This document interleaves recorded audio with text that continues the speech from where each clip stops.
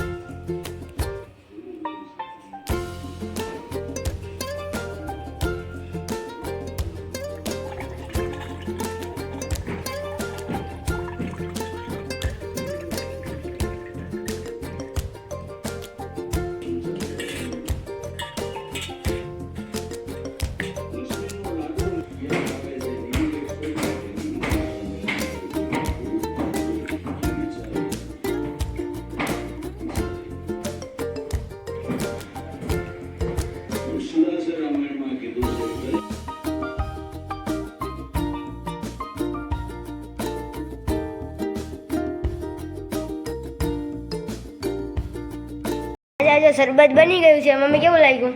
મસ્ત લાગે. આ શરબત પીવાઈ જાય ને પછી હું એક ચિત્ર દોરવાનો છું. હવે બેઠો હમણાં મારી દીદી આવે એટલે તરત મારી મમ્મીનું દોરવાનું છે. તો પહેલાં શરબત પી લેવી, હમણાં મારી દીદી આવે ત્યાં લઈ ગયું. અત્યારે આમ દોરી છે ચિત્ર. દી કોનું દોરું છે? મમ્મીને દોરું છે ચિત્ર. પેલા મોઢું દોર, ડાયરેક્ટ મમ્મી કેમ બને? હા પેલા ચિત્ર દોર્યું, મમ્મીનું મોઢું દોર્યું. હાલ કોણ સારું દોરે? હા મારી અને મારી દીદી વચ્ચે કોમ્પિટિશન થશે. ભાઈ મમ્મી છે ને જજ કરશે કોનું સારું છે. રેડી ને? Ready ready. 100 માંથી કે 10 માંથી? 10 માંથી રાખો. 10 માં ચાલો. ઓ માથી દેખાય તો. હું તો પહેલી વાર બનાવું છું મમ્મીનું મોઢું, એટલે જોઈ. મેં કોઈ બનાવેલું નથી ચિત્ર કોઈ, એટલે આજે પહેલી વાર બનાવવાનો છું. તો રેડી જી મમ્મી ચિત્ર દોરવા માટે? રેડી. તો ચાલો દોરવાનું ચાલુ કરીએ. મને તો અગાઉથી સર્ટિફિકેટ મળી ગયું. કોનું? પાછળ છે એટલે શું લખ્યું છે? સહી કોની છે પાછળ? ઉર્દુમાં સહી કરેલી છે કોકે, જોવા જ દી. ઉર્દુ આવું તો તો અંગ્રેજીમાં સહી કરેલી પેન્સિલમાં. તો ચાલો દોરવાનું ચાલુ કરીએ. અત્યારે રાત થઈ ગઈ છે અને મારા પપ્પા પણ આવી ગયા છે અને મારા પપ્પા જો હુતા હુતા જો મેચ જોવે છે. પપ્પા કંઈ ખાવું છે? કંઈ ખાવું છે? સિંગદાણા લાય ખાઈ. મમ્મીને બપોર મેં વરિયાળી વાળું છે ને શરબત પીવડાવ્યું હતું. હા ચાલે. તમે મારા હાથમાં એકવાર શરબત પીજો, એમ બહુ મસ્ત બને છે. તારે આવડે છે? હા પીવે એવું કે હા મોઢું પીવે. ધોય એવું? ના ના પીવે. મોઢું ધોય એવું ને? ના ના ના ના હારું તો બનાવીએ બરાબર. સારું કાલ બનાવી, કાલ રવિવાર છે ને એટલે. હે. તો તમે સિંગદાણા આપી દો. લો સિંગદાણા નાખો બાટલો. આપણો બાટલો થોડો એમ લઈ લો તમે જેટલા જતા હોય એટલા. અને મારી મમ્મી જો બેઠી બેઠી કપડાં હંકેલે છે સવાર સુકેલા.